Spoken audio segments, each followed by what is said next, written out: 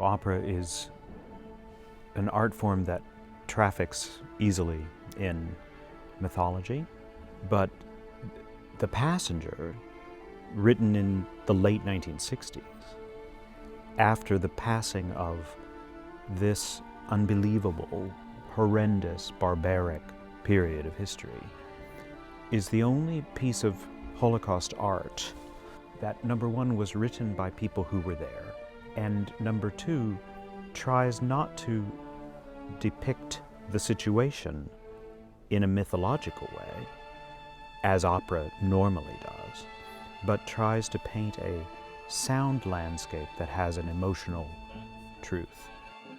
The Passenger tells the story of a German civil servant after the war, and she and her husband are retiring to South America, and they are leaving Germany from Hamburg on a ship, and their first night out, Lisa and her husband encounter a passenger who is a person who she thought she had sent to the death block in Auschwitz.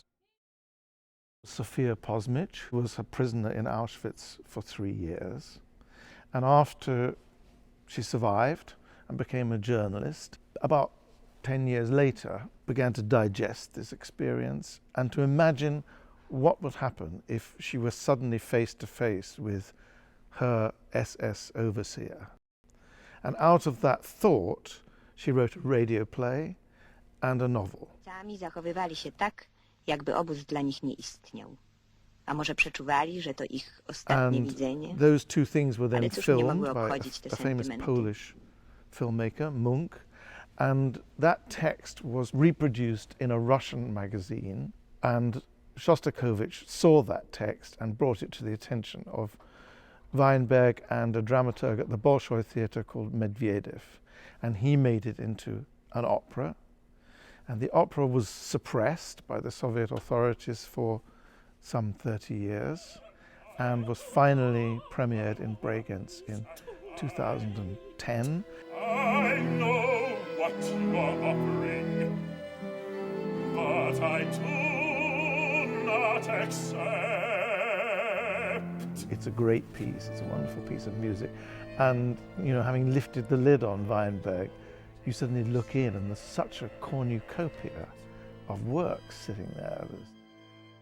And then there's some rather wonderful personal stories. I mean, of course, my story of meeting Miss Posmic, who wrote the original play and the book on which the libretto was based, and her taking me round Auschwitz and being able to point to a bunk and saying, that's where I slept. This is the room, in this tiny room in which I worked as the bookkeeper with the overseer whose character is now here in this opera.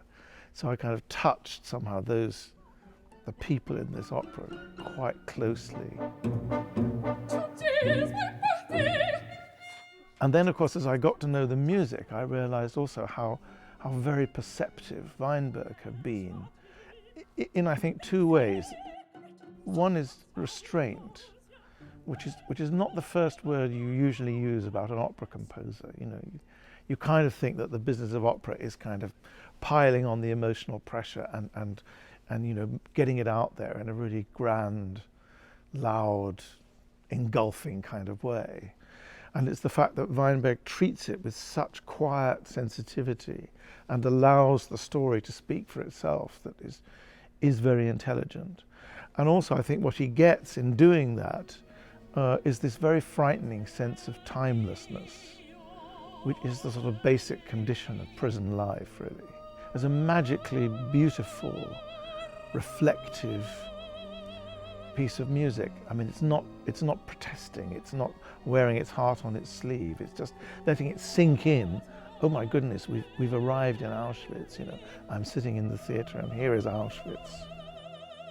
It's interesting that Sofia Posmic herself, the author of the novel of The Passenger, said when she first heard the opera that she didn't think anyone could ever capture the experience of what not a day in Auschwitz was like, but what 15 minutes in Auschwitz was like. She said you didn't try to think about surviving for a day. You tried to think about how to get through the next 15 minutes. The fact that what you're witnessing is a human story about two young girls. They're both 18 or 19, and one of them is a prisoner and the other is an overseer. And these girls should have met in a university canteen and squabbled about a boyfriend, helped one another with their essay. But this university is called Auschwitz, and one is on one side of the line and the other's on the other. Even this hell is a human story. It's a story about human beings. And the narrow difference that separates a human being that's doing the right thing and a human being that's doing the wrong thing. That's the role of art, is to look at the most difficult subjects and to give us a means of having an emotional rather than a purely factual interaction with those difficult subjects. It doesn't ask us to tell each other why or how could this happen. All it asks of us is that we remember that this happened. One question, one thing, one demand: remember.